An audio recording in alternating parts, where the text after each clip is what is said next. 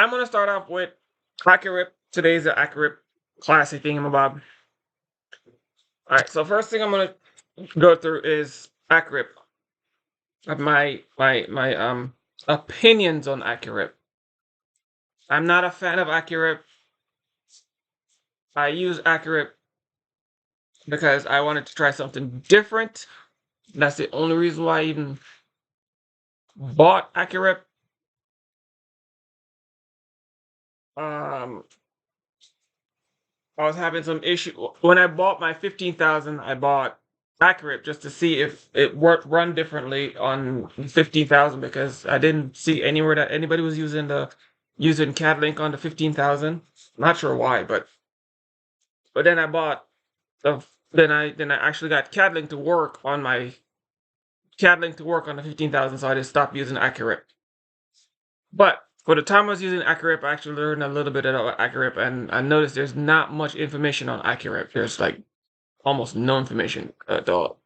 I sent out a call AcroRip to contact the AcroRip people about some information, and they sent me to this lady that was telling me about AcroRip, the same stuff that you could just read through their little thing and figure out. And half the stuff she was saying, it didn't really make any sense. So I just like whatever. Part of the problem I was having was with AcroRip was with the coloring. This piece right here. This is a part I think that most people have problems with is just this coloring piece right in here.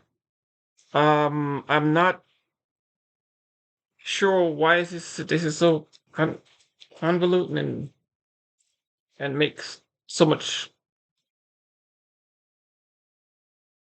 I don't want to say it wrong. It caused problems because of how it's designed, I guess. But if you learn how to use it, you can get some actually really cool results with it. And it took me a minute to figure it out. And I'm gonna try to walk through how to use that. Use this piece right here, and you're gonna see you can actually do some cool things. I'm not gonna print anything. I'm just gonna walk you through, and you're gonna actually see it. I don't know if 10 does this, but I know 11 does this. 11 does. If you do stuff on the screen on 11, you will see it in real time changing on the screen. So when I do the changes, you'll see it happen over here in real time, which is actually really really cool. This design is from a customer. This is not my design. A customer gave me this one, and I just had it when I opened up AcroRip, it was here, and I just left it here. I didn't change it. This is not my actual logo. Somebody gave me this one to print for them. All right. So let's start off with the basics. AcroRip is pretty basic. It's a pretty basic program. I mean, you can't get no more basic than this. Even the one that came with the Pro Colored Chinese version of this rip program, even that is more what's that word I'm looking for? It's more. Help me out with that word. Oh my goodness! It's more. Oh my goodness! It's more. It's more. That word I can't. It's there, but it's not coming out. It has more features than AcroRip. I mean, let me use that word. It's a little bit easier. So, when you talk about basic, AcroRip is pretty basic. But if you know what you're doing, you can get some really, really, really cool results. Which I did play with it, and I did get some pretty cool results. So I'm gonna walk you through a bunch of those. This video is gonna be a little bit longer than it should be because I'm gonna show you how to play with AcroRip a little bit and get some cool results with it. So one thing I really don't like with AcroRip is that you can't.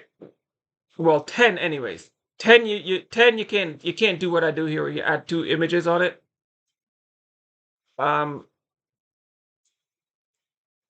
This feature here where you actually put 2 images on one, you can't really do this with CAD-Link unless you buy an add-on. What you can do with CAD-Link, you just have to pay for an add-on. It's not very expensive. I think there's like $100 or $50. What the hell it is? There's an add-on you can buy and it actually can do this with CAD-Link. We can put 2 images on the same spot. So if you ever want to do this with CADLink, just know you can actually do it too. Don't think CADLink can't do this. You're just gonna pay for it. I'm not doing it. I really don't care to, so that's why I've never done it. Now, accurate, the basic stuff. Let's start with files. You can add image. This is only in 11. If you have 10, you can't do that. So you can have 2 images on the same sheet. 10 doesn't do this, but 11 does. Reload, where you just kind of reload the page. I don't use none of this stuff. Delete image, you can just delete the image. I don't do that. You just click on the image and hit delete and goes away anyways. Close, where you close the whole thing. You can close them all.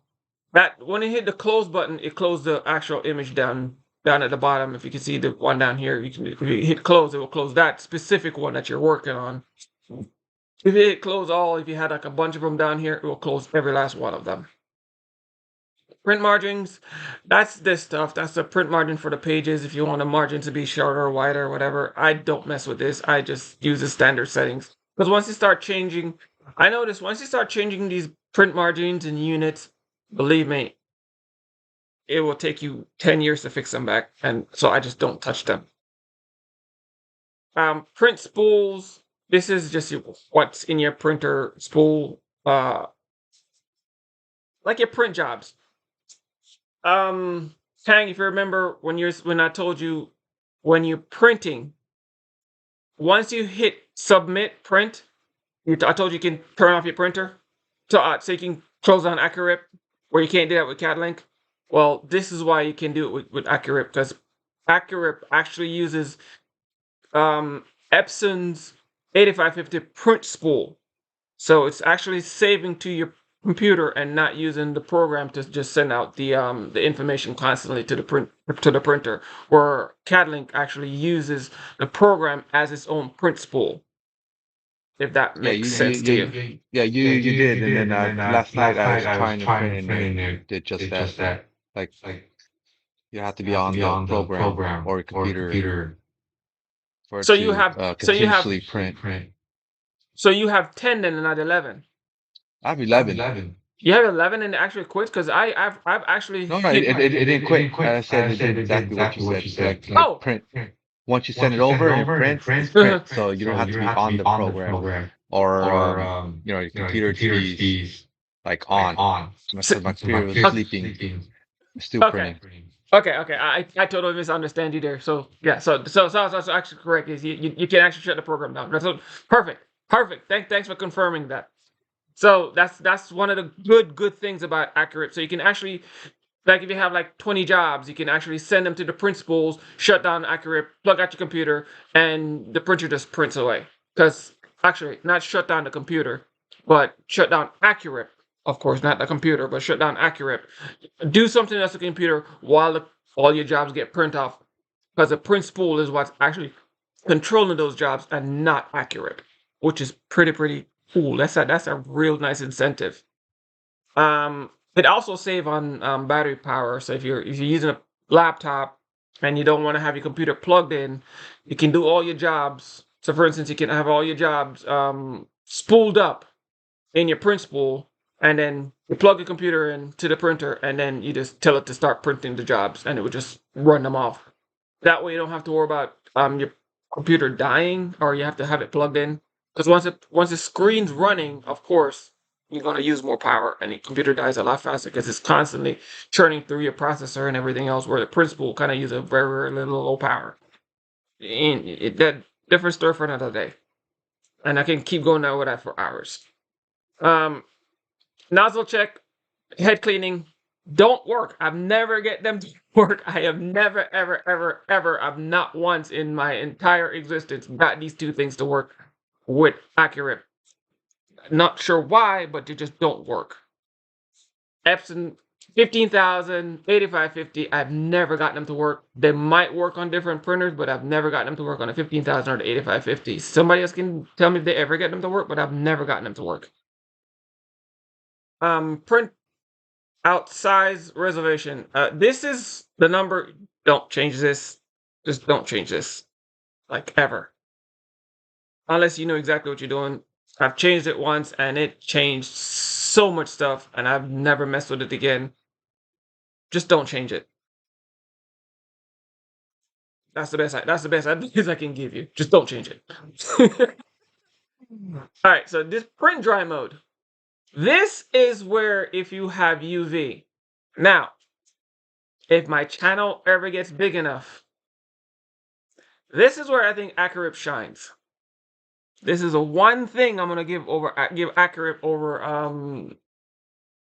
CADLink is this right here. You can actually use it for a UV printer. So you can buy one program and use it for DTF or use it for or UV. DTF UV. So you can use it for 2 programs in one. That's the only time I'm gonna give this a plus over CADLink. That's my personal biased opinion. You can choose your opinion. You can make your assumptions anywhere you want, but that's, to me, this is the only time I'm gonna give CADLink a pass. Only time. Like, full stop. There's nothing else behind that. You can use this for UV and DTF, and they both work simultaneously or whatever you want to do, because it has a built-in UV mode in it. And that's what this is for. You can actually set this piece up to run it how you want it to run for your UV section, and you have to sit down and play with it. I haven't had the chance to play with it yet because I don't have a UV printer.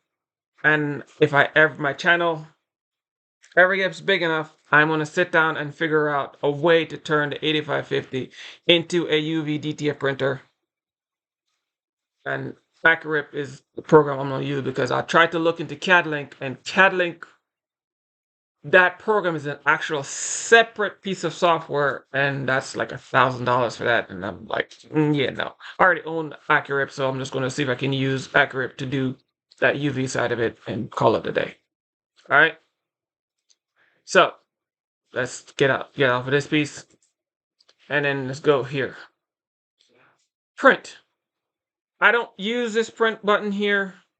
You can if you want to, but it's the same button as if you come over here and hit this print button over here. It's the same button. I'm not exactly sure why they put it in so much different places. Okay, but it's really nice though, because they actually tell you the shortcut button is right there. I mean, they could have put it here too, but they just put it right there, which is fine, I guess. It is what it is. That's just how they do their thing. Everybody have their own way of doing things, and it's fine. And then there's exit button. You can hit that exit or the one on the other side, and it shuts the program down. Either one works. Oh, quick question, Kurt. Uh-huh. Did you click on File? File. And then the pop-up window, right? Which pop-up window? When you click on File, there's a pop-up window, right? Because when you're showing... when you click on File, it just opens this up. Yeah, well, it opens it up, but on our chat right now, it doesn't show me. It's actually empty. Oh, really? Yeah. Oh, wow. On the chat, yeah, you're right. On the chat is empty, but on the on my screen, on the if you want to actually follow on the YouTube screen, it's fine, but it will be a slight delay.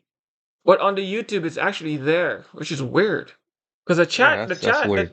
Yeah, it's weird. I don't know why they don't. But then when you click on the printer on the bottom tab and stuff, it does change. It's just that bar is missing.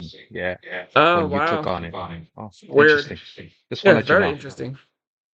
I didn't even notice that, because when I'm looking, because I actually follow along on the on the YouTube channel just to make sure everybody can make sure everything's going on.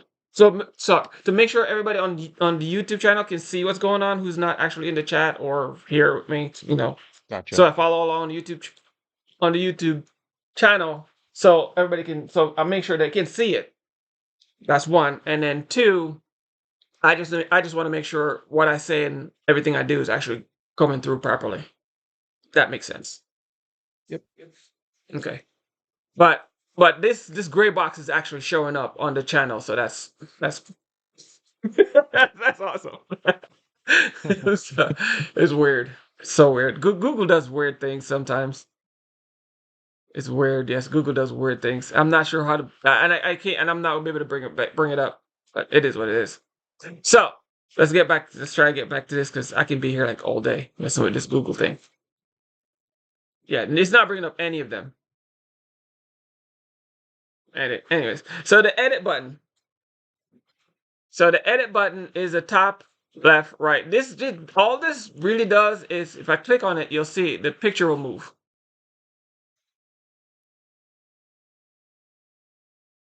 Center horizontal. Finally, I've never used these because the reason why they're all over here. Which is kind of, I'm not exactly sure why they put that there when they have them all here anyways. And I mean, I guess the shortcut buttons are here, but it's only 3 of them. So kind of makes no sense why they're even here in the first place. But again, everybody do their things differently. Um, this whole edit button could have just been a bar right across the top here. Or this whole thing could have been just like a little bar that sits right across the top. That's just my personal opinion. That's just me. Again, teach their own. View. This does show grids. You can actually change this grid to do if you have, say for instance, um you have designs that you want to line up specifically in specific ways, you can change this grid to do what you want it to do, and it will put extra grid lines. So if I want to do say 0.5 here, if you notice the grids change. So that's what it really does, and it just kind of just change your grids to do all kind of weird things. And I didn't get my 0.5. 0.5. There it is. So it just changed your grid to do anything you want to do, so you can line up your prints or your images or your logos or whatever you want to line up. So you line them up better. I don't use them again because it's kind of pointless things. You pretty much line this up in your designs when you're making. Well, no, it's not pointless. I'm lying. Here's why it's not pointless, because if you're not a person who make your own designs, then it's very, very, very useful. But for people like me and maybe you, Tang, who make your own designs, then this is kind of pointless. But again, for everybody else who don't make their own designs, this is actually very useful. And the useful part is you can align your designs the way you want to. So you can take for instance, those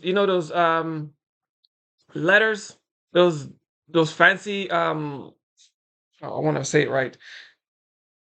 You remember in my font video where I show you those fonts where I have like really nice cool fonts, the dingbat fonts.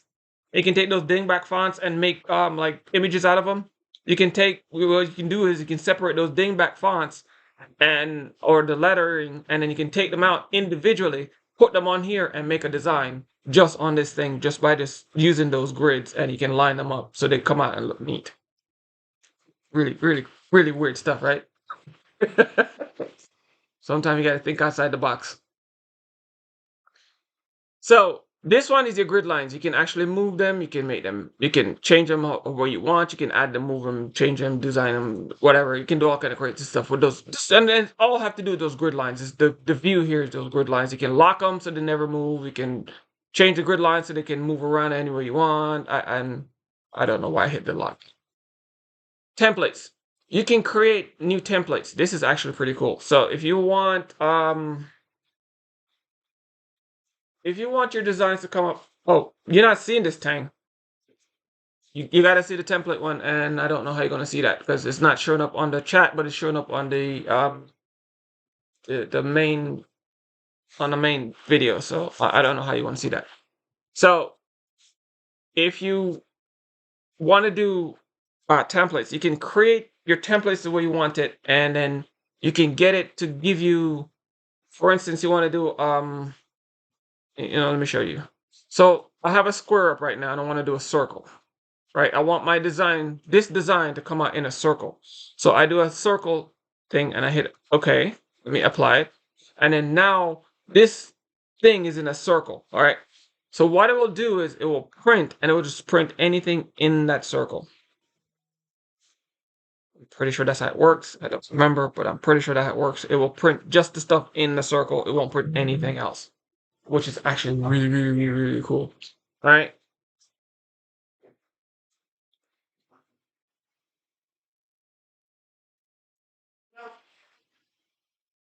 Back up. I'm not going to back up.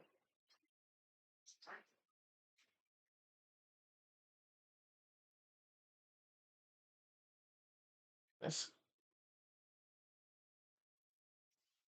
Oh, this stupid thing. YouTube. No, it's not YouTube. It is my. It's not YouTube. It's my internet. It's giving issues.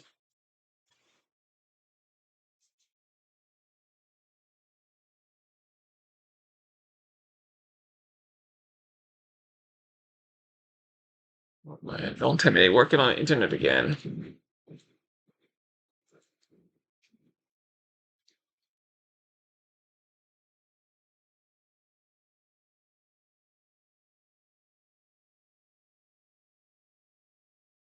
So they're messing with my internet again, and it's messing with my stream. God, I forget these. She used to do things at the worst possible time. I'm not exactly sure why they do this, but they do it all the time. And Comcast.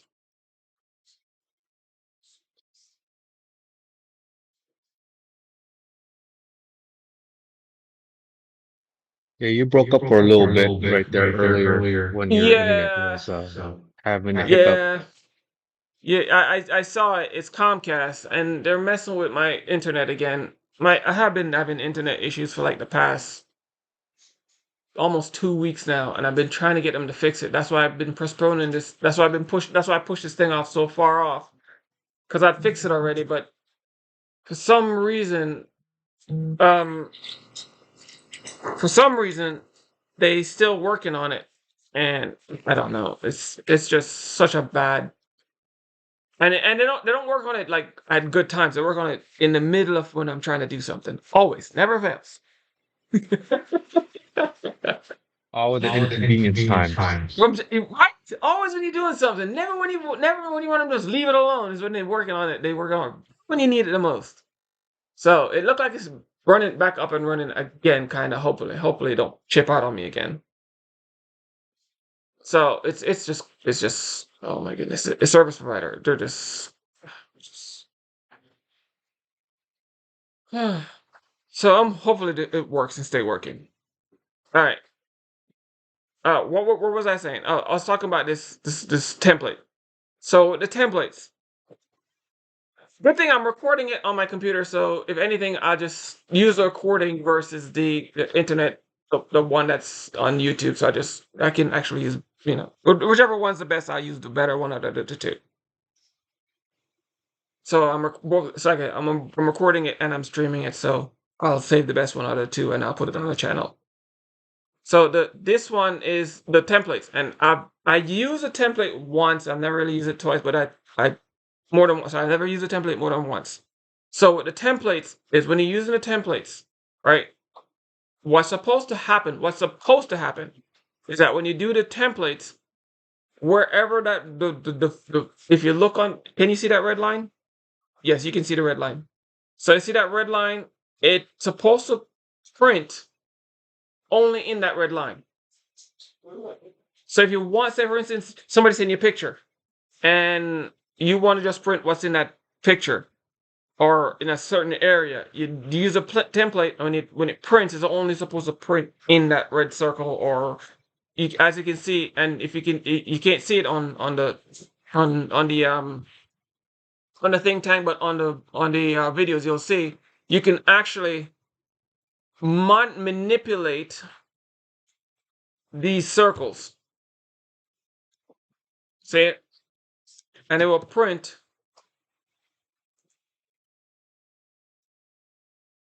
It will make sure anything in the circle is printed. And it'll only print what's in the circle.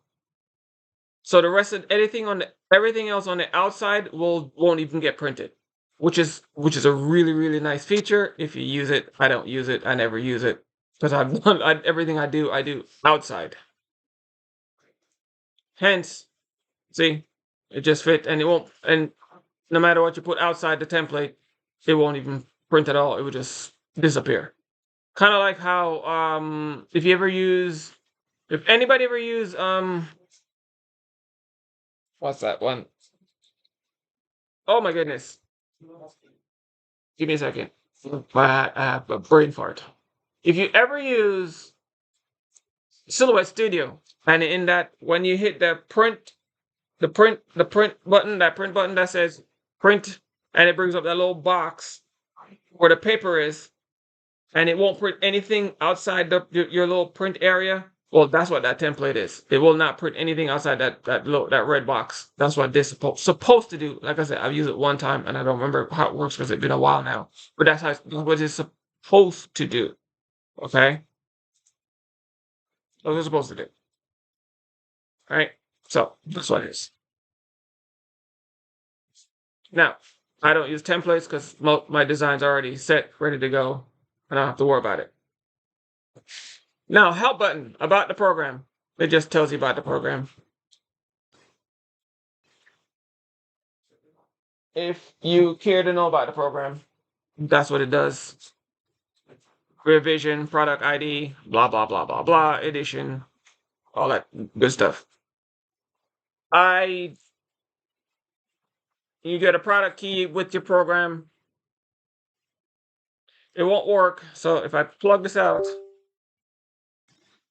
so you get your product key, you get your little USB stick, all right, and it comes with the product. So even though you see the product key, it won't work without this little stick in your hand. All right, that's what it does. I don't like these things because I tend to lose them. I really do tend to lose them. I like the product stick to the computer and license to the computer, and then that way, if anything, I just move the license from one computer to another. That's how I like to do things. I don't like extra things sticking off my computer. That's a personal choice. Some people don't mind the little stick thing sticking off. And the reason why one of the main reasons why I don't like things sticking off my computer, especially something that big, is that especially on a laptop, you tend to bump them especially when you move them around. And I'm constantly moving my laptop around. You'll bump it on something, and then that thumb drive becomes, well, technically useless. And now you're out $400 or whatever the hell is you pay for that program because of that stick. I'm not happy with that. I don't like that. That's just me. To get a copy back from these people, you're gonna have to jump through a couple of hoops. I'm not up for that. But Yeah, I'm not a fan of the dongle either. Well, see, there you go. See, I'm not the only one. I just don't like them. I mean, honestly, in this day and age, honestly, it could have put on a thumb drive this small. You paid $400. They could have bought a batch of these things for maybe $10, and they probably could I like, agree. and they could have give you something this small, but no, they give you this big old thing. Look at this. Look how big old thing they give you, and they could have given you something this small, especially if they wanted to have it on your machine permanently sticking off of there. No, they give you this big old thing that you can literally break in like 2 seconds. But it is what it is. And the part that really upsets me, and people can go get all mad all they want to. The part that really upsets me is how much you pay for that stick. Because you're not paying for original copy of AcroRip. You're paying for a copy of a copy of a copy of AcroRip. So that stick you bought, you get, you're paying $500 for that little stick, or 400 or whatever it is number you paying for that little stick, and they could have just give you a nicer piece of thing. Even all right, fine. You want to give me a USB dongle? You could make it metal, so even if I bump it, it won't break. At least that much. No, they give you that thing that like if you knock it too hard, it would snap right off. I And mean, I think they purposely kind of do this for financial reason, as in they can break and then you have to buy another one. Because those things sticks out. It's like if you get the small little dongle like you get from your mouse or yeah, your keyboard and stuff like that, it's so convenient because it's just flat in there. And right. if you're moving your laptop around or you're working, and most people kind of do, it's what Mm-hmm. laptops are for, then while being sticking out, it's gonna break. And then what happened is you're gonna have to call them, and then they're gonna charge you for another one. Because even with Wilcom, the embroidery program, it's like couple grand. Mm-hmm. The dongle is just as long, and it's also plastic. Oh my goodness. Yeah, and you're spending like over like 3 to 4 grand depending what options add-on you want, Yeah, and they give you the same that is dongle, same nuts. size. So I That is think they nuts. purposely do that for financial reason because they know sooner or later someone's going to break it, and we're going to make a few more extra bucks by charging them for replacements. Oh yeah. Oh, I totally agree with that. Totally agree with that.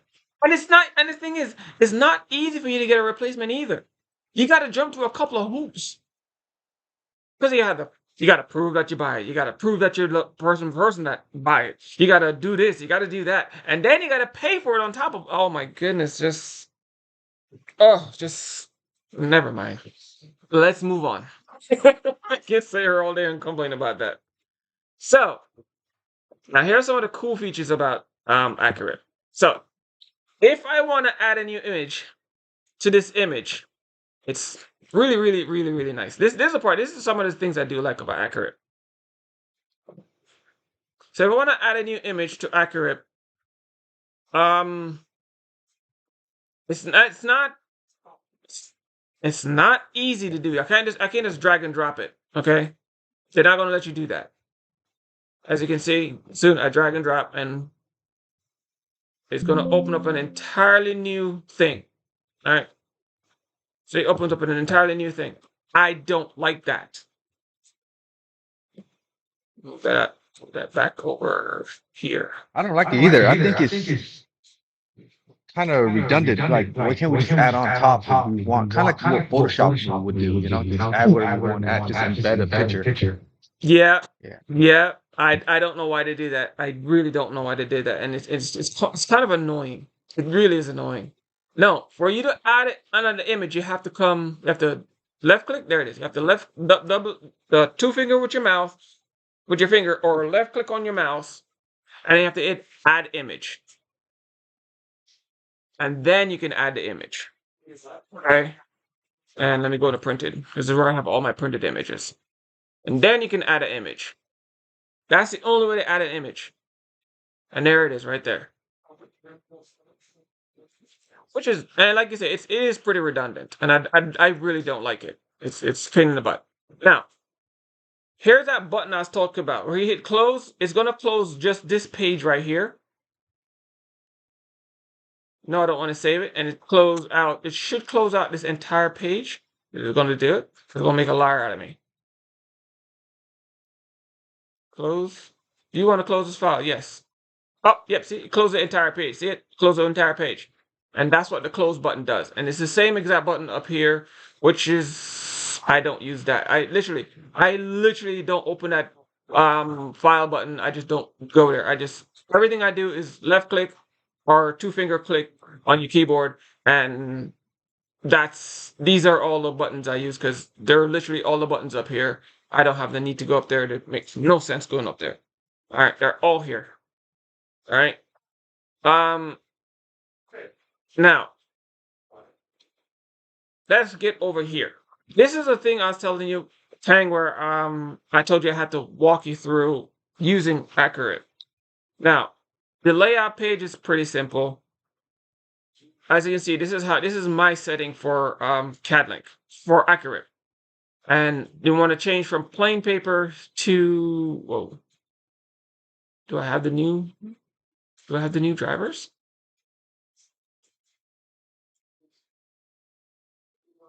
Yes, I do have the new drivers.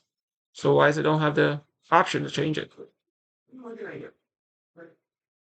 transparencies. Right. No, I don't use transparencies. I don't use transparencies with AcroRip. It's just something I don't do. If you want to, you can't. I just don't do it. I use plain paper.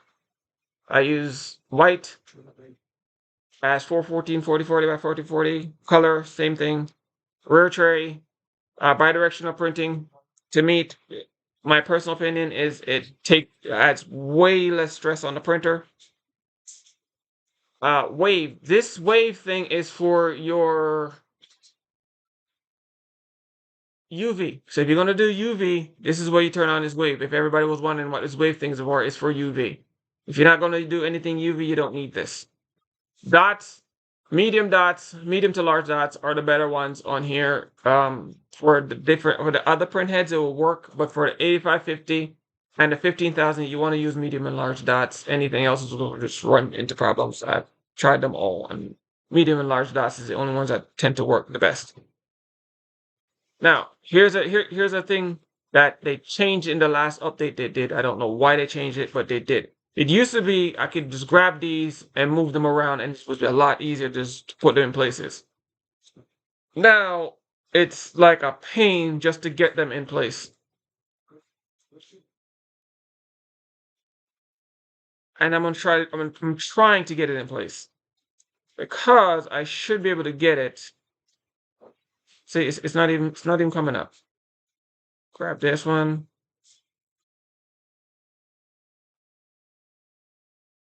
Give me a second. It takes so long to get it in place anymore. See, they changed it, and I don't know why they changed it. Yeah. Because you should get it in these points. If I can get it. Just give me a minute. It takes a while. Like I said, they changed it in the new update.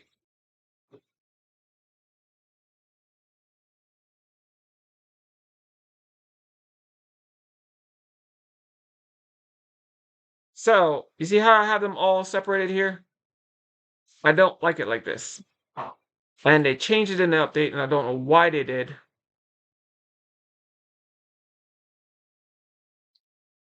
Makes it so annoying.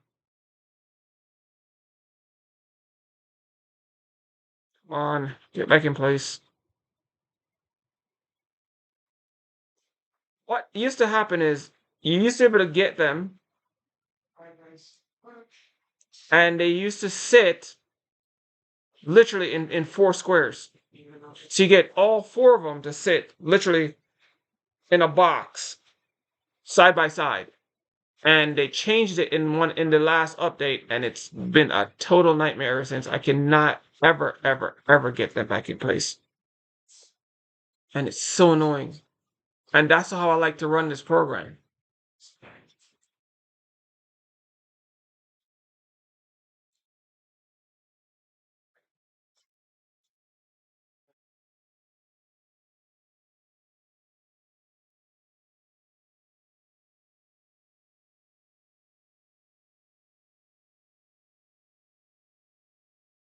Come on. See now you can't even put them back in place. One protein. You used to be able to even look at this. Now you can't even put them back in place. Why is it doing this? And then. You see what I'm talking about? The I'm things they playing around do. with it, and I have the same problem. And then. And yeah, 'cause and the thing is, in the first update, in 11 and even 10, no, I think you can do it in 10 too. Ah, there it is. There's one. That's what it's supposed to do. But let me see if I can get this one in there too, in the same spot.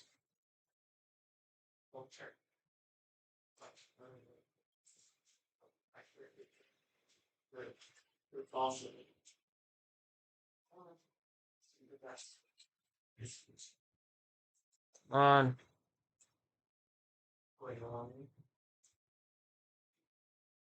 See, my computer's running so much stuff it won't generate these things, and so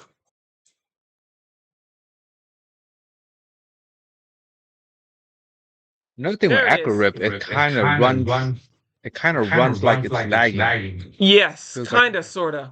You're right. It does. It really does run like it's lagging a little bit. But there it is. That's how I like to run this program.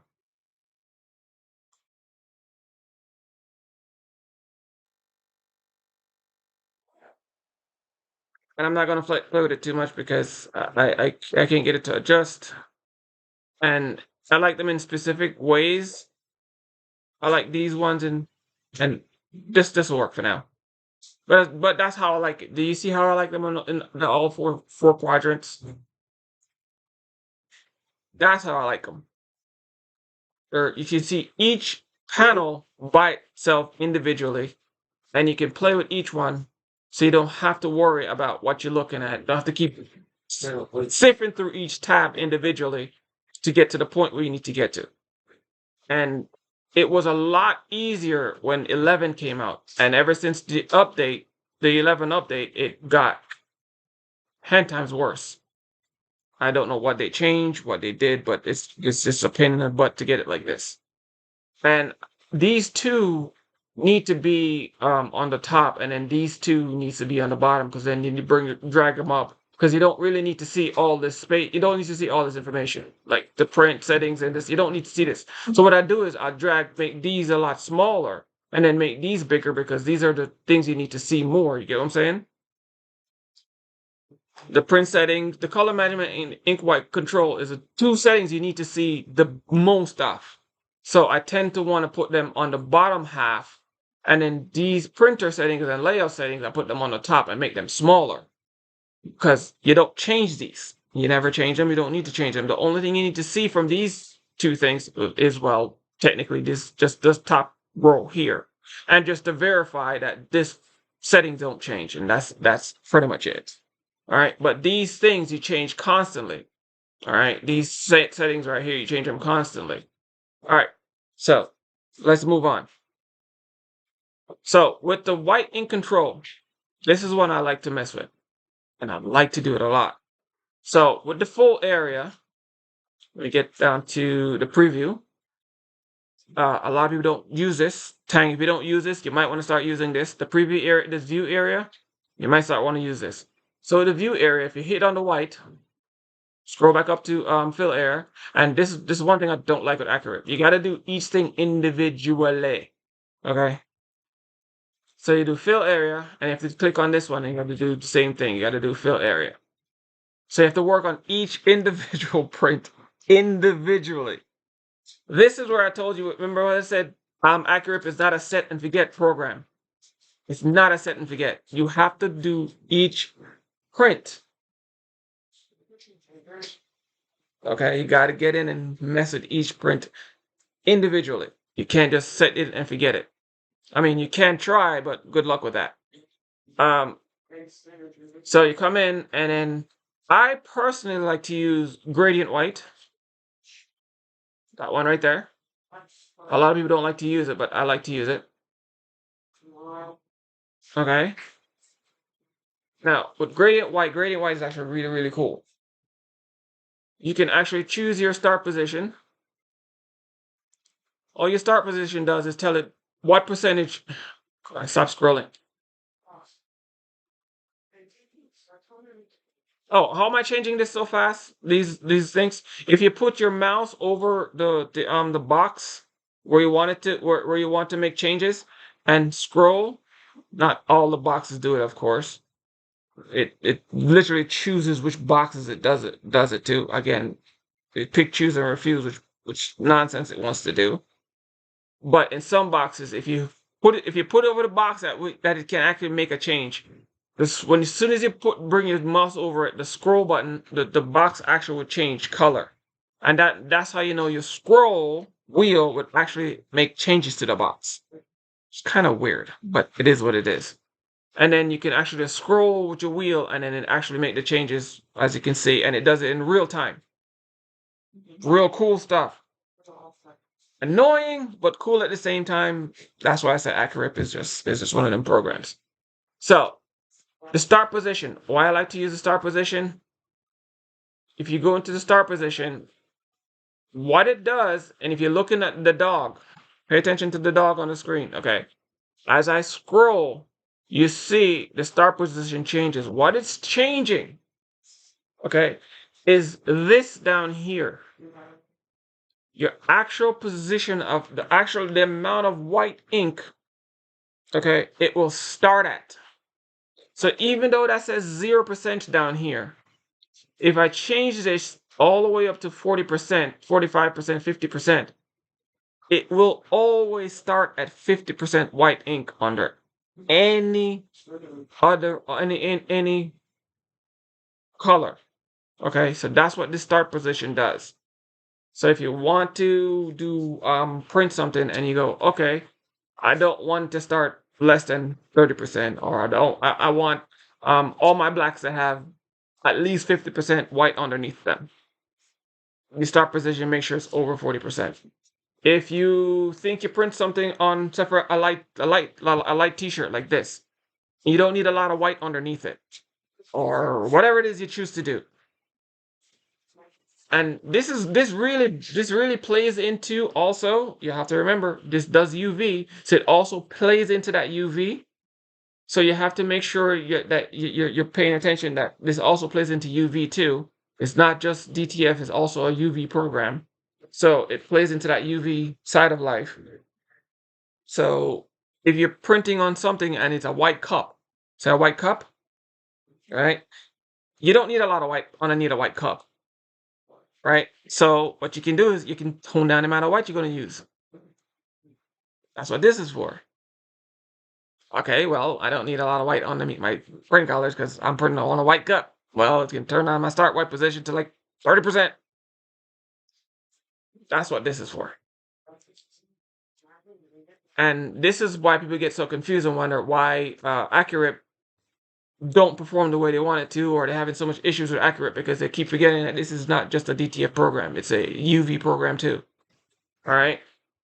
Now, now you turn this thing up all the way up, okay, to 75, 80%. If you're doing DTF, you gotta at least start at least 70%.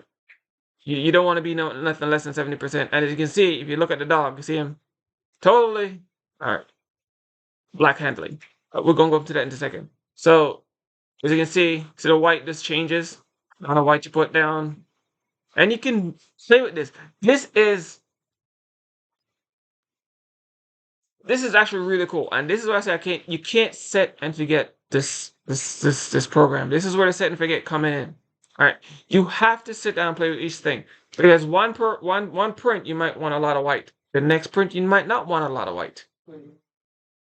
And it really varies. Like, it varies a lot. So you're going to have to come in and play with each one of these, like, constantly, and people don't quite get that. And it's okay. All right. Now, black handling. This one's really cool. So let me turn the white down. All right. So you can see the black handling. Black handling, as you can see, anything that's dark or black. If you ever hear people talk about knock me out black on CADLink, that's what this is. So let me go to change my preview mode. And if you look, anything that's black, this is not a good image to show to you on. But let me get an image with black in it. I'm going to show you how to, let me get an image with black in it. Because if you ever want to do a knock me out black design on CADLink, on AcroRip, this is how you do it. So we get this one. This is a really cool design you can do knock me out black on. Because everything in here is black. All right. So you put it on, you hit the preview button, and then if you do knock me out black, I'm gonna have to select it first, of course. Oh man, it's being so stupid sometimes. White. There we go. There we go. So color. Black handling. So remove black right here is remove black ink. Boom. See it? Now look at that. Sorry, I forgot to hit that remove black ink button. But when you do that, everything on here becomes a knock me out black. That's what CADLink would have done for you. You can actually do it here. in AcroRip, and then if you put it on a black shirt, it will look like that. Let me get rid of this grid because I don't need the grid. Show grid. I don't need the grid. All right, and it will look just like that on your AcroRip, and it's so cool. You can actually do Knock Me Out Black on AcroRip, and a lot of people don't even know you can do this. And you can tune out how much black you want to take out. As you can see, you can get really crazy on how much black you can remove. All right. It's not as robust as CADLink is. Like again, it's like I said, it's pretty basic what you can do, but you'll get roughly the same effect. All right. Let's face it, that's not that bad. It's pretty much what CADLink's doing. It's just not as robust. All right. Now, this button right here, set material preview. This is something I have to give AcroRip. This is not the easiest thing to do on CADLink. It's not, by a long shot. And y'all can and I wish somebody come here and tell me that I'm lying. But try to get this thing done on CADLink. It's not the easiest thing to do. You have to do this before you add your image. All right. On AcroRip, you do this anytime. Watch this. So if I want to see my thing on a green, I hit OK. And now when I hit preview, it's on a green background. Change it again. I can change this color to any color I want. And I can actually just keep looking at what design. And I can see what it's going to look like on any design I want to put it on. Really, I like this feature. I really do. It's not enough to keep me using AcroRip though, but I do like it. You can do it in CADLink, like I said, but it's just one of them things you have to do it before. Oh, well, I'm going to work on a black shirt. Well, then I can change my background to black and then add my image and then I can work on it. But you have to do it before you add the image. It might be a way, but I haven't been able, and as soon as I figure it out, I'll tell everybody. There probably is a way. I just don't know what it is, and I haven't been able to switch it in the middle of doing a design. I know I have to switch it before I add the image. Once I add the image, I just can't change the background. It's just, I don't know. I'll figure it out on CADLink, but here it's just so simple to do. So simple. As you can see, just click the button and then done. You know what I'm saying? So done. All right. Oh, that don't look bad at all. All right. Now, these things right here. If you ever want to change these, I recommend you start from here. All right. And if you do 0 and you hit the number you want to do, you hit the tab button, it just keeps jumping to the next one. That's the quickest way to change those. So you start from this side, hit the tab button, and just keep jumping around in a circle. All right. Quickest way to change them. I always leave mine at 2. The reason why I leave mine at 2 is this program is actually really good at lining up your prints. So I've never really had a need to choke my whites back from any one of the sides. This is actually really good. This one is really good at choking from either sides, whereas CADLink is not so easy, and I've been still trying to figure out where this is in CADLink. I know it's there, I just don't know where it is, and I've been looking for this. I'm still looking for it, and I'll find it one day, but this is so easy. So, explain. So, if you have a print, right, and you have white peeking from, let's say up the top, right? Well, you come in here, and you choke the white down some. And as you can see, it's per pixel. So each one brings it down maybe up 1 pixel, 1 pixel, 1 pixel, till the white is behind it, right? And if it's from this side, you choke it this way. From this side, you choke it that way. From down the bottom, you choke it this way. And you choke each way individually. So it's not like you're choking the whole thing. I just never had a need to. The 2 has always worked just fine for me. So 2 has always worked fine because, like I said, this program has never really been a problem with aligning the whites and the colors spot on. Never had a problem. plus there too. And again, because it's not using its own drivers like CAD-Link has its own drivers that it uses. This is using the printer's driver that's installed on your computer to do all the printing. Okay, that's what's happening. Just different things, different strokes for different folks. All right, now let's get, and that panel is finished. That panel is actually finished. So let's get over to the color management page. Color management page is, well, real simple. There's really not much to do with it. All right, you just initialize, save, and delete. So if you have a settings you want to save on your computer, so you never have to save it again, well, that part's simpler than you think. What you're gonna do is you're gonna come up here, hit the setup button. You're gonna go through the setup process, put in whatever your numbers and dials and things are, right? Then you're gonna hit save. All right. What it does is save it here. All right. So when you go down, when you click this list, you have the ones to choose from. All right. So that only saves your initial setup ink lineup where your inks are in your printer. All right. That's what this just saves. Now, when you come back down here and you start tweaking these things, all right, your profile, your ICC profiles, all this stuff. Anything you want to use here, you're gonna hit the save button. You're gonna put it in.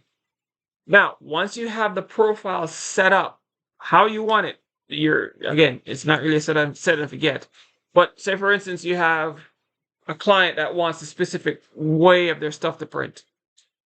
Well, you can label that stuff as a specific client. So you come hit save button, and it's going to save it in your media, or you can save it wherever you want to save it.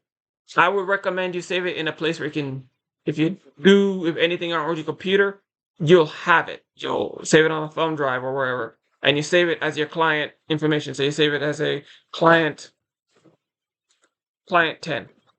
I know it's not spelled properly. I just want to save some information. You hit it. All right.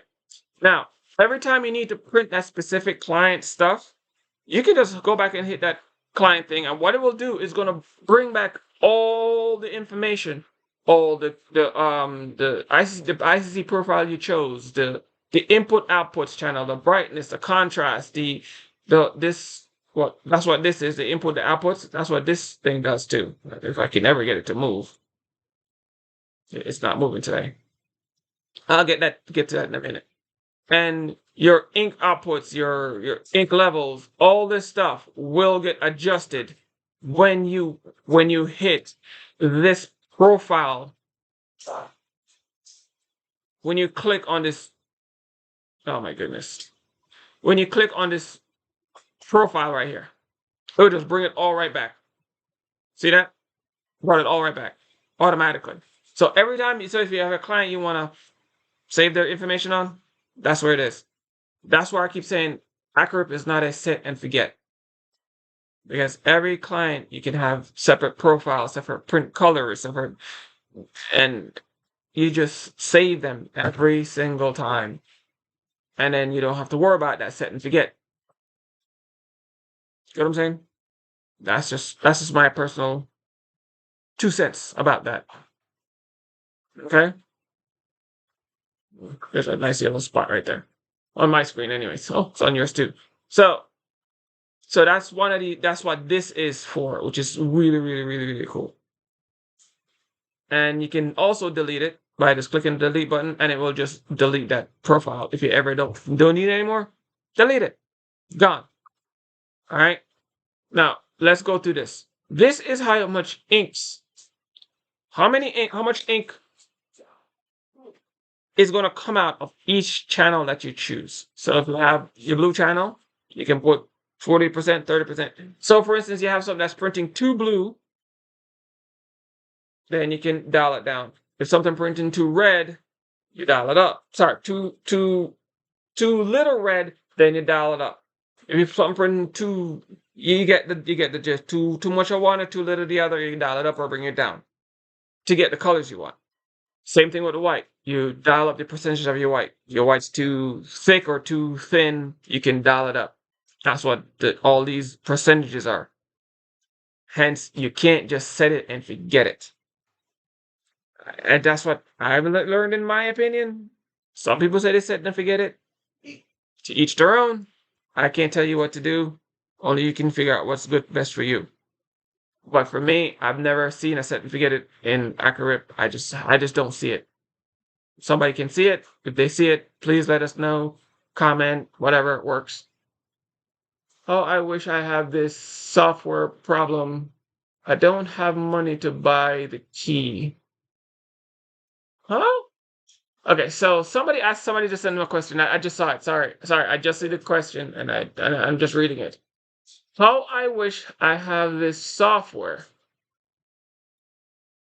Problem, I don't have the money to buy the keys.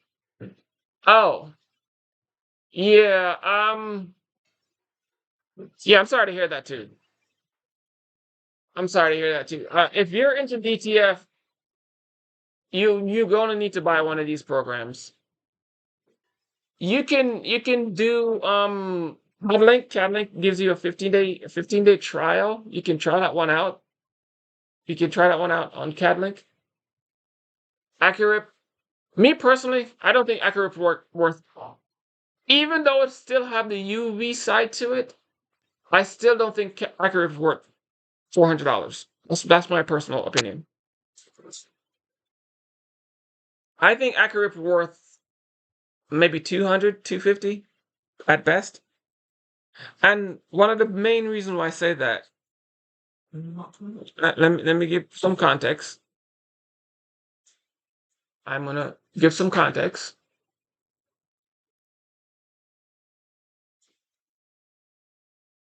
Because you know me, I like to give information.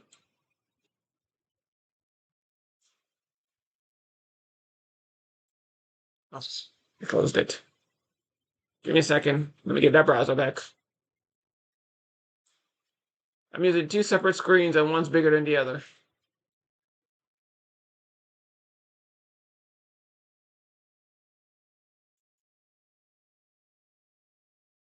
Here we go. All right, so let me go AcroRip.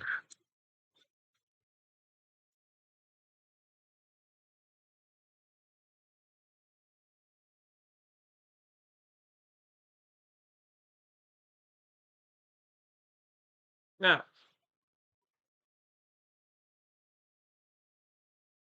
here's why I don't think AcroRip's worth the money they're asking for it.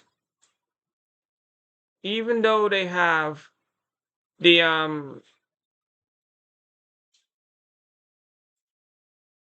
DTF part to it, the UV part to it, is right here. They split the software into two pieces. All right. You see that list right here? This little list right here. Okay.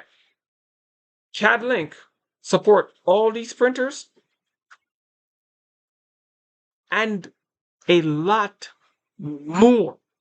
Like it doubles this amount. Okay. That's what CADLink does. Okay.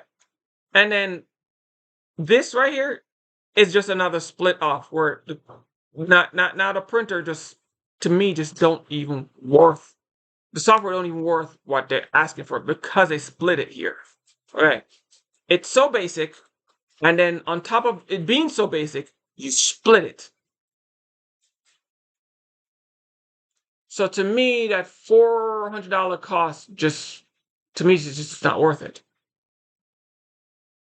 So this is why when I say I don't recommend AcroRip, I'm not doing it because I just want to be a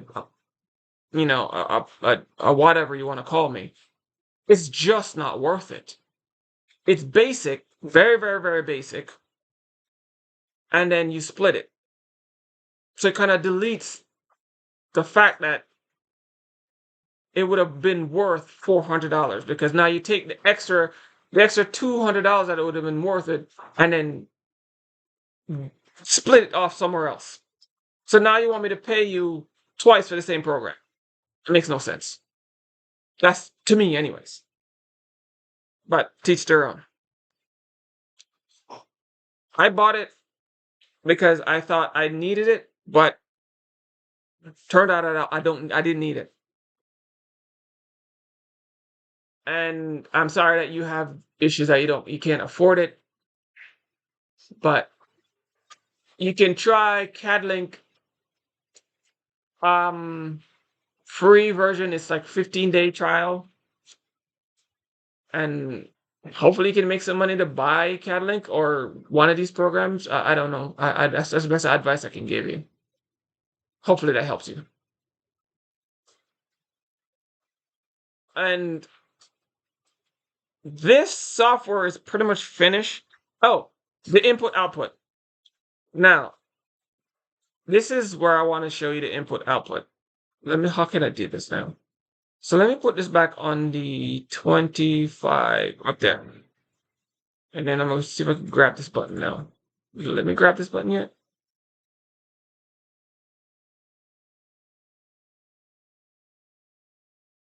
Nope, it's not going to let me grab that button.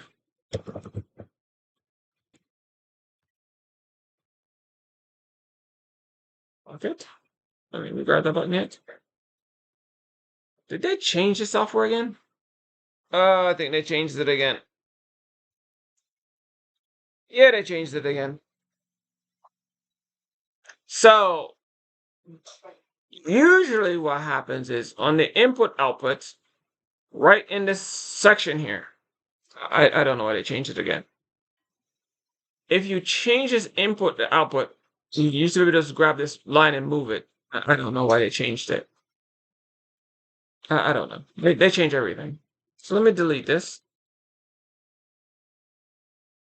All right, let me bring something else in. Will it allow me to do it?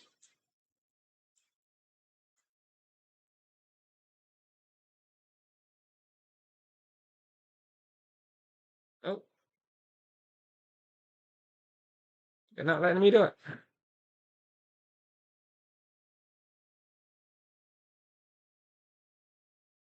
You know, it's probably not letting me do it because I don't have a printer plug-in.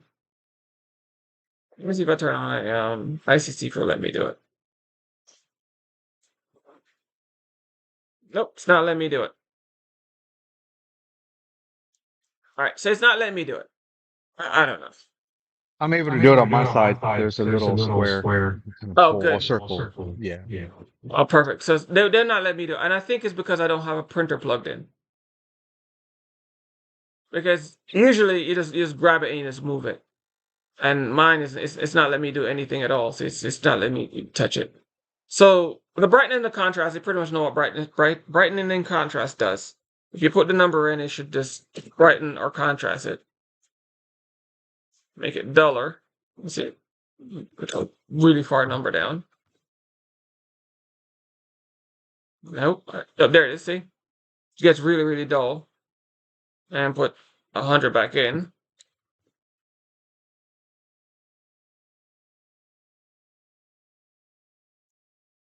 It should make the image come bright. See? Image come bright again. Well, this input output does the same exact thing the brightening contrast does. But what it does is it takes, I think because I don't have a printer plugged in on mine, I don't know. I'm not exactly sure why it's not letting me access that stupid little button, which is weird because I'm supposed to be able to access this button. Yeah, it's not letting me do anything with it. I'm not worried about it. So what it does is the input output button. When you grab on it, you can actually put multiple lines on multiple clicks on that line. And what it does is you can use it to tweak your colors. So you can make your color curve do what you want it to do. And I wouldn't, if you can get one of those color meters things, you can literally get it and you can sit down and can actually meter your colors by tweaking those lines. And that's the best way to use that, is to use a color meter to tweak that line. And that's what it's for. It takes the input image and manipulate it so that when you print it on the output, you get the colors that you want. So, Tang, if you remember your color scale you gave me, the one you printed out, you're supposed to get colors. When you get a color meter, you're supposed to print a set of colors, and then you use your color meter. And then when you print, you come in with your color meter and you adjust these lines for each one of these things, and then you get your printer. You get your printer to print the right colors by adjusting those lines with the color meter. That's what Gotcha. this is. That's what this technically is for. Because even if you see on the screen, it doesn't mean it'll print like that. Because your Right. screen doesn't always represent what the actual outcome of the printer is when it actually Exactly. print with the ink. Exactly. So that's why you need an actual color meter. That line, and then you're gonna print. When you print, then you use your color meter to measure the colors, and then you go back into the software and adjust that line to match your color meter on the outside. So you're gonna tweak the input image to the external output. That's what that line means. That's why if you look on the bottom, it says input output. Your input image is 77 whatever. I don't know if it's brightness or it's actually brightness. If you look on the side here, you see the light part, the dark part. That's what it means. The brightness of the input to the darkness of the output. You get it now? Yep, understood. Yeah, so that's what it is. And that's what these lines are. And you're going to tweak those colors. And this one is just for the blue. And if we click on each one, it will give you different colors, the yellow and the red and the black. And then when you click on the universal color, it just stays black. So you're gonna tweak the input brightness or darkness to the output brightness or darkness. And if you're on your computer, you can actually click on it, and you'll see how your input image will get brighter or darker based on how you move that line. Yeah, it does, and you don't even have to input anything on brightness or contrast. Yes, that's what that line does. So it will take your image and make it lighter or darker. It's actually better than brightness, because then when you punch in a number, you're not knowing what it is. Well, this is scale where you kind of pull it and it changes, like Yes. like as you moving it changes. So it's like you see the exact kind of exact Yes. color. Yes, you're right. And you can actually put multiple clicks on that line. You can actually that thing can be all kind of weird. So, like I said, with a color meter, you can actually sit down and tweak your colors to give you exact colors you want on each line. And if you open up CAD-Link, and I'll actually show you where this is a CAD-Link, so everybody can get an idea of what I'm talking about. Let me open up CAD-Link, because this same thing is in CAD-Link. That nobody just don't use it because CAD-Link already have this tweaked for us already. So let me show you when CAD-Link loads.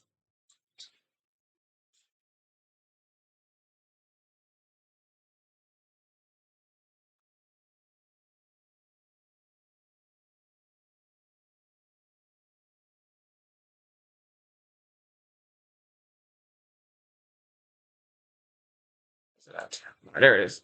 So in CAD-Link, I have to add you to this CAD-Link one. Let me switch this over to CAD-Link.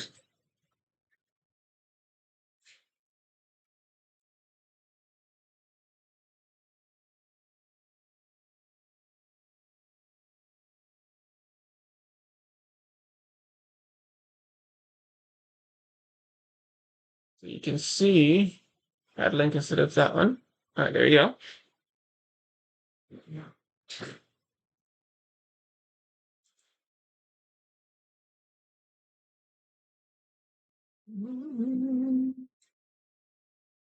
All right, now you're seeing CAD-Link, right? Now if you go to separation curves in CAD-Link. Oh man, you can't see this either, can you? It's not bringing it up. Man.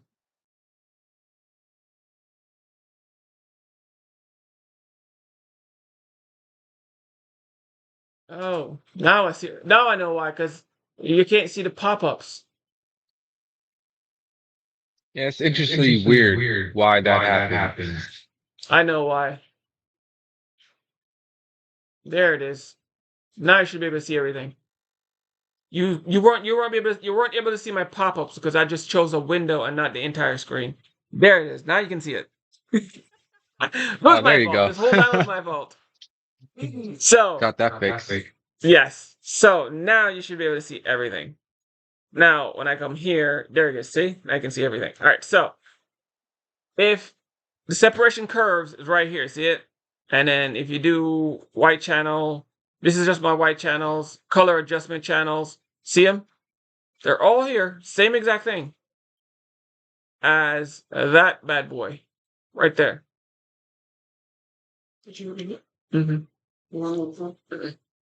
So this is the same channels as in CADLink. It's just that CADLink have these things already done for us. See? So you can Do you have this think you thing. can copy the CAD link over to AcroRip? I don't know. I honestly don't know. I've never tried it, but I guess if someone sit down and go through and copy them, they might be able to get them over there because you have to sit down and take each point manually and put them over there, and then maybe and save it as a profile. So I'd have to sit down and copy each one, and then bring them over and then drop them in as, and then save that as a profile, and then maybe send it out to you, see if it works. And out of those two programs, which one has the better, like in your opinion, the better color profile? It prints more accurately without any CADLink changes. all day. You literally take CADLink and just print. You don't have to sit down and guess. You don't have to sit down and wonder. You don't have to sit down and pray, cross your fingers. You just literally take your printer, set it up, turn it on, hit print, and it just prints out the colors perfectly every time. So you can copy the color schematic over to AcroRip. That might, if you can do that, and that might fix the color to print better. Not sure. Like I said, I don't know because again, CADLink has its own drivers that it uses, so it's not like it depends. It doesn't work the same way AcroRip does. AcroRip Right. uses Epson drivers, okay, and CADLink uses its own drivers coupled with Epson drivers. So it's a whole different way how the two programs kind of sort of work. So it might work, it might not. Yes, it's possible it might work. Yeah, because using a different kind of like ICC where like any little thing can change it. So Exactly. yeah. Any little, you got it right. Any little thing can change it and make it just throw it way off. So, do you want to sit there and struggle to get that right, or you just want to sit there and then sit down with your little thing, get your little colors right the way you want it, the way you think it should print, and just save that as a profile, and then just run with that. You get what I'm saying?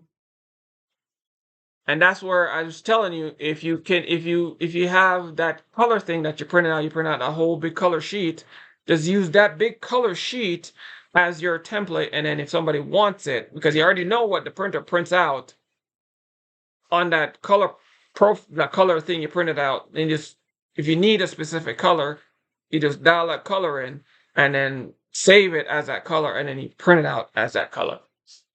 Because you know what the colors the printer is printing out. Yes, correct. That's why the color sheet is useful if you're not sure how your printer reacts to color depending on your screen. Exactly. So that's one of the good things about a color sheet. All right. But again, CADLink has it done for you, and that's why I personally like CADLink. A lot of the heavy lifting is already done. And again, it's the same exact price as AcroRip. To the digit.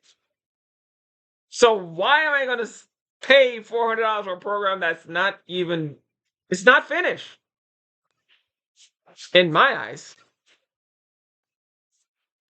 Just buy CADLink. Save yourself the headache. And I want to save CADLink for another day because CADLink, oh my goodness, when I go through CADLink, you are going to lose your ever-loving mind how much stuff CADLink has. And you're going to really see that, yeah, AcroRip is just not worth what they're asking for it. It's good. It serves its purposes, but it's just still not worth what they're asking for it. And I think that's kind of why they're not really selling a lot of copies. If they bring their price down to a reasonable price, I think they'll sell more copies. Because it is a good program. It's just extremely overpriced for what it is. And that's just my personal opinion. I mean, to each their own. Everybody can say what they want to say, but to me, this is just crazily overpriced. And that pretty much is just all that's there to AcroRip. I mean, there's really nothing else to it. Height. Oh, let me go over this real quick. Printer width. This is how wide your printer can print. Printer length. This is how big you want your sheet to be. So you can change this to be whatever you want it to be, and it will adjust the printer sheet. I don't really mess with this much because it doesn't matter anyways.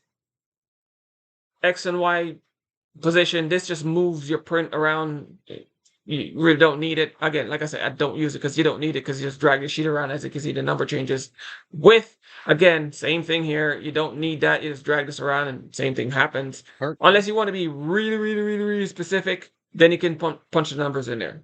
Beyond that, I really You gotta don't use move it. the your box screen Oh, is blocked. There you go. sorry. No worries. Thanks. So again, so unless I really, really, really need it, I don't see the sense in going over and punch the numbers in here. I really don't do it. I just grab and just drag and see, it just kind of just give you the numbers anyways. And usually a rough estimate is good enough. Most people don't care. I really haven't met a person that, 11 inches, and if you go 11.1, they really care anyways. Nobody cares. Let's be honest. Unless you want to be really, really dead on specific. And if you go slow enough, you can get that number. So if I get 11 inches, if I go really, really slow, or 10 inches, I can get pretty sure I'll say that's 10 inches. Nobody's gonna care. You know what I'm saying? So I don't really use it. True equal proportions. So if you turn this one off, this one is where you can actually move stuff by themselves.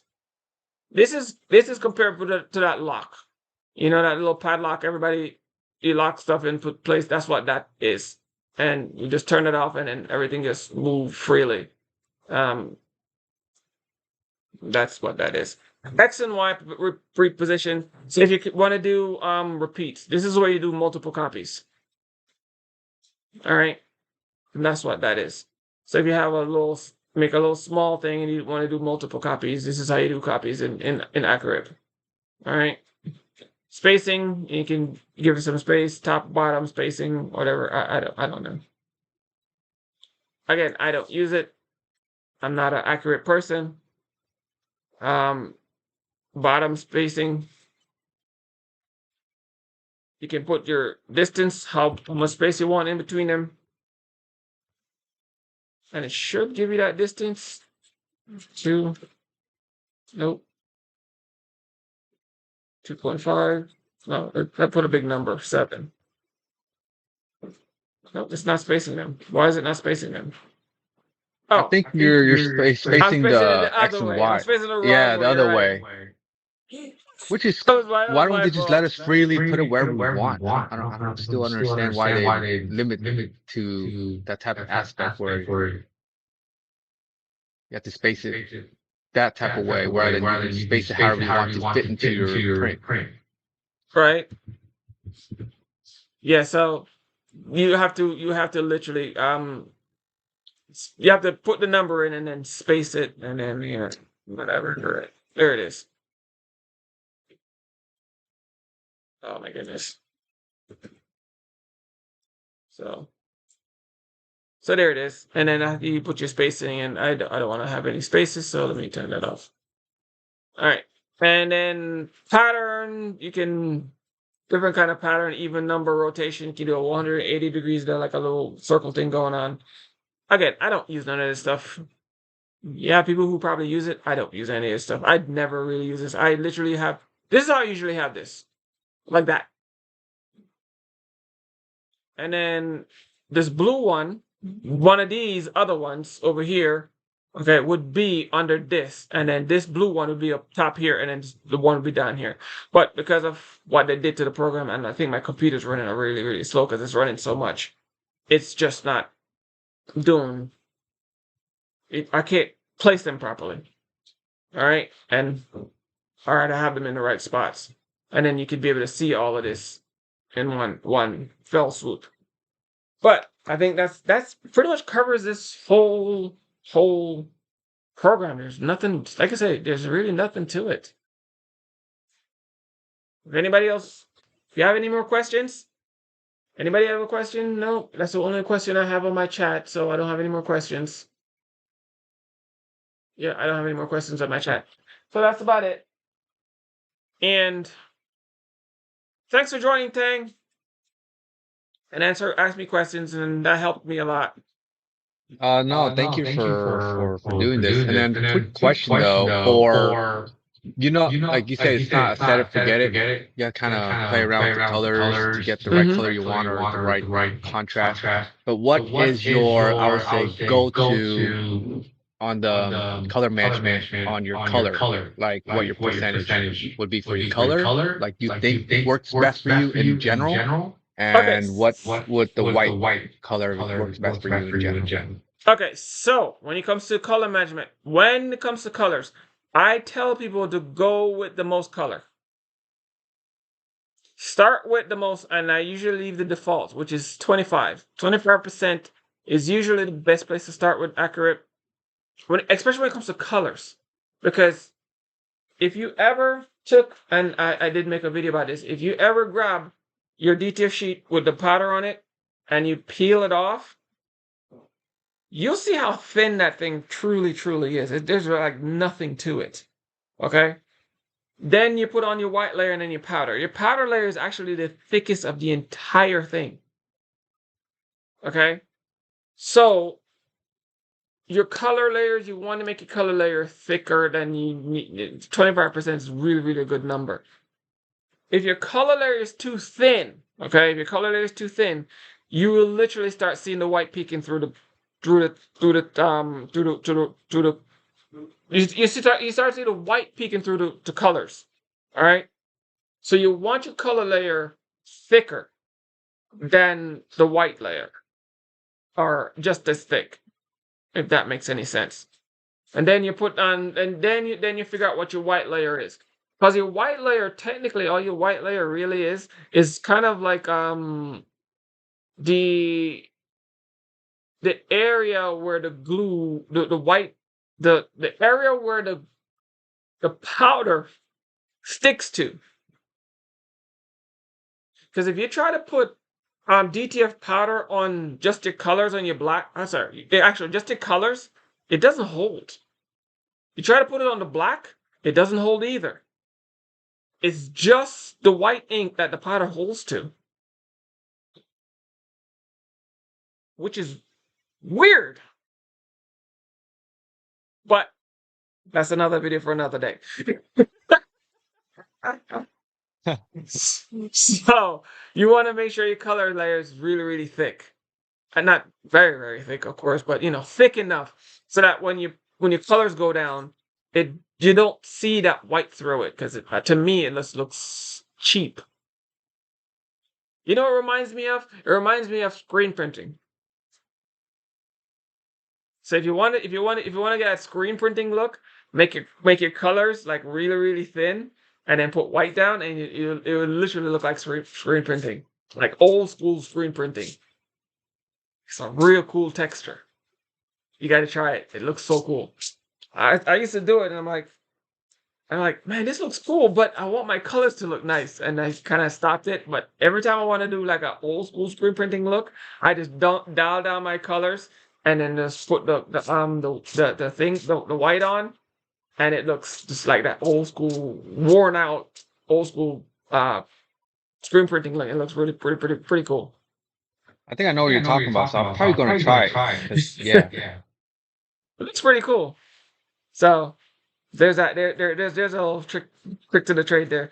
But you always want your colors to be almost as thick as your whites. Almost. And it's really because when the whites dry out, and the colors dry out, dude, it's just for shits and giggles. Print print that thing as thick as you can. Print as thick as you can possibly get it to print out, and then let it sit overnight or a couple of hours, and then take it and peel it off the sheet and see how thin that thing truly is. And you're gonna see what I'm talking about. It's So, not thick at all. even if you print it like on a high percentage, it will still be pretty thin. It'd still be really, really, really, really thin. It's very, very thin. I swear to God, it's not even thicker than humans here. Because it's mostly liquid. And once that liquid dries out, it's all powder. DTF, this is what the most people don't quite understand. DTF is pigment ink, is the same stuff that you use to print on a P900, the big commercial printers, is pigment ink. It's powder in a liquid. And when you what's in the liquid is kind of like a gluish mixed with water type deal. So it's a weird liquid. It's a water type liquid because it can't be anything else but water, because Epson print heads are water print heads. They're made to use water. So it has to be water kind of liquid. And then once it goes through that process, right, it gets baked into the white ink. This is why the white ink clogs so much, because whatever is in that white ink, the powder from all the other colors sit in that white ink.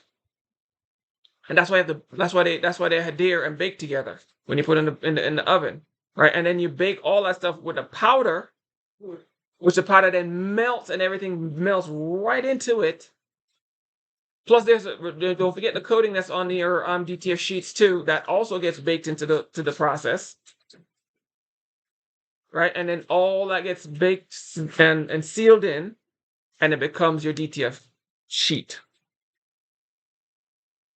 Sorry, your DTF press. That when you put onto your shirt, the powder that's in these prints don't just wash off when you put it in the washer. If that makes sense.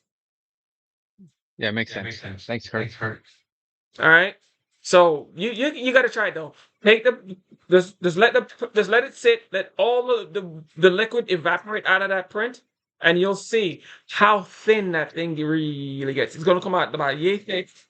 However you print it, however thick you print it, when it dries, it's gonna look like you didn't put anything on that sheet.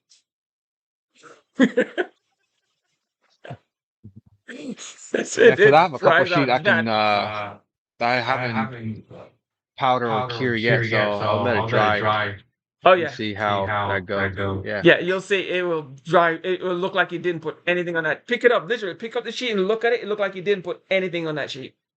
That's how thin it is. Yeah, because on mine right now I'm using like about 40 for color, and about 50 kind of works for me for the white because it's not dripping. But about 60, you can see like it's quite wet, but Yeah, it's not you dripping don't want yet. it running. You don't want it running, and you don't want it to plug it up on your rollers. So you want to make it just enough so the rollers don't stick up on your rollers, and or it's not catching on anything, and then you'll be fine. Gotcha. Thanks. All right. Thanks again for joining. And thank don't you. forget, you can always, again, message me, you Facebook me or whatever. I answer. All right, Kurt, and I'm telling everybody should subscribe and go to your Facebook group because you're very helpful. Appreciate it. Oh yeah, thanks for telling them, because I totally forgot. I know you will. I always forget to do that. Thanks for telling them. And also hit the like button too, by the way. Oh, you see, Give the man some props. See, you got my back. Thank you so much. Now you got my back with this. I'm kind of brand new, so I'm still learning. And even yesterday, I'm up to 5. So I only slept like in what 2.5 hours, and then hop on here. So Wow. trying to work out some kinks. Oh, And there now you go. another funny, yeah, because while I was moving my printer around, kind of adjusting it, and then I kinked one of the waste tube that's to my bottle. So my printer is laying on top of it, and when I was printing, and I was doing the clean because I haven't printed in 2 days. I was doing a print head clean, like you mentioned, and then I was like, man, why is it my red? It's like dripping on in my print. So I went through like two 13x19 sheets that I cut out in a roll, Mhm. and it's like it's printing fine, but then just red globs, just like a certain spot, there's red globs. And I was It like, man, will. so I moved again, and it got No. kinked. So when it went to clean, Uh-huh. it didn't, the mechanism will kind of suck all the extra or fluid on the sponge out, Uh-huh. but the line was pink because it was my line went underneath. It was when I moved my printer, it was underneath the printer, so it's kind of Ooh. pink right there, so it doesn't go anywhere, so it can't flush it. So I'm like, that's Oh. why. So I found that issue, but like everything I'm doing right now, I appreciate you because what you're doing is you give me the knowledge and and the confidence. So now I just kind of certain things I see pop up, I kind of have an idea, Oh, that's So you kind of awesome. yeah, you kind of lay the I would say pathway. So Mm-hmm. very much appreciate it. So if anybody else does this for a hobby, for fun, or for for work, for business, definitely check out Kurt, man. Just subscribe, like, go to his group, and help each other out. Awesome. Thank you. Thank you. Thank you again so much. You're helpful. You're helpful to me. And I'm like I said, I'm helpful to you. You're helpful to me. Thanks again so much. All right, thanks, Kurt. And I don't want to make this video too long because that's what it's like an hour and a half, almost 2 hours. Wow. So thanks. See you guys later. Thank you. Take care.